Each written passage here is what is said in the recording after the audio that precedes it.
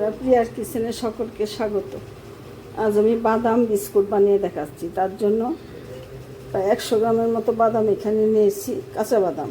এটা আমি এখন মিক্সিতে একটু বেটে নেব, মিক্সিতে ব্লেন্ড করে নেব। সেই সাথে একসাথে হাফ কাপ চিনি দিয়ে দিচ্ছি আমি।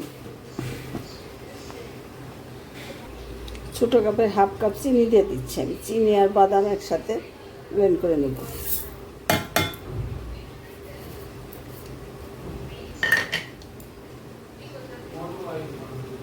বন্ধুরা, হাফ কাপ চিনি, 2-3 টুকরা এলাচ, 3 টুকরা দারচিনি আর 2টো এলাচ একসাথে আমি মিক্সিতে ব্লেন্ড করে নেব। খসখসে একটা পাউডার বানিয়ে নিয়েছি। এখন আমি বাকি উপকরণগুলো দিয়ে দেবো। চিনি আর বাদামটা ব্লেন্ড করে নিয়েছি।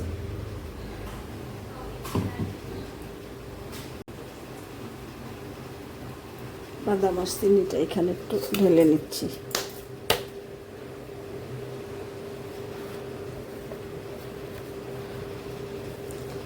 দিয়ে দিচ্ছি সামান্য একটু নুন।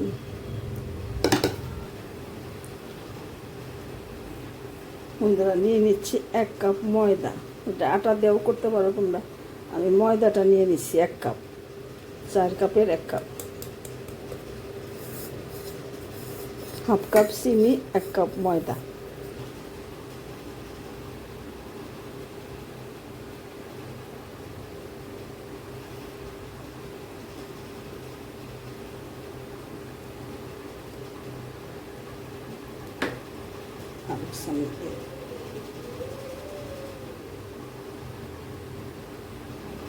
বন্ধুরা, 4 চামচ, এই চামচের 4 চামচ তেল আমি দিয়ে দিচ্ছি 1 প্যাকেট গুঁড়ো দুধ। 10 টাকা দামের 1 প্যাকেট গুঁড়ো দুধ।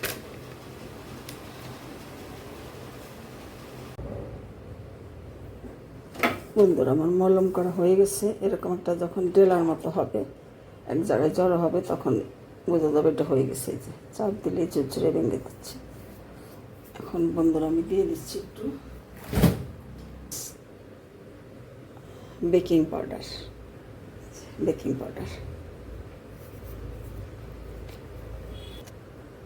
বন্ধুরা, ডোটা মেখে নিয়েছি। এখন উপর থেকে আর একটু টুটি ফুটি দিয়ে আমি আর একটু মেখে নেব। অল্প একটু টুটি ফুটি দিয়ে দিচ্ছি, রেখে দেব। তারপর ফিরে আসছি।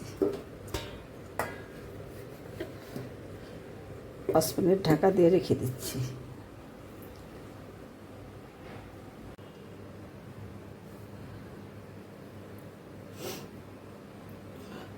উপর থেকে একটু শুকনো ময়দা ছড়িয়ে দিয়েছি, কাটার জন্য সুবিধা হবে। এখন আমি বিস্কুটের শেপে কেটে নিচ্ছি।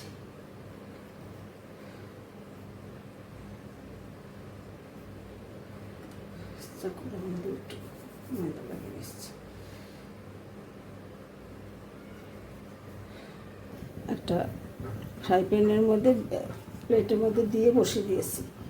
এটা 15-20 মিনিট পরে এটা উঠিয়ে নেব। কিছুটা বেক করে নিচ্ছি আর কিছুটা তেলে ভেজে।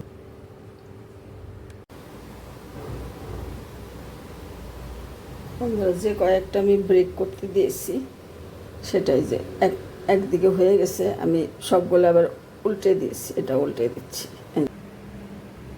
হ্যালো বন্ধুরা, দেখে নাও, খাস্তা বিস্কুট, বেকারি স্টাইলের বিস্কুট।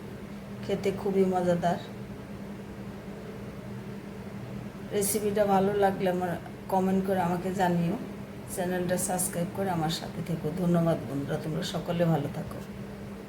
চায়ের সাথে এই বিস্কুট খেতে খুবই ভালো লাগে। এভাবে বানিয়ে তোমরা অনেক দিন স্টোর করে রেখে দিতে পারবে।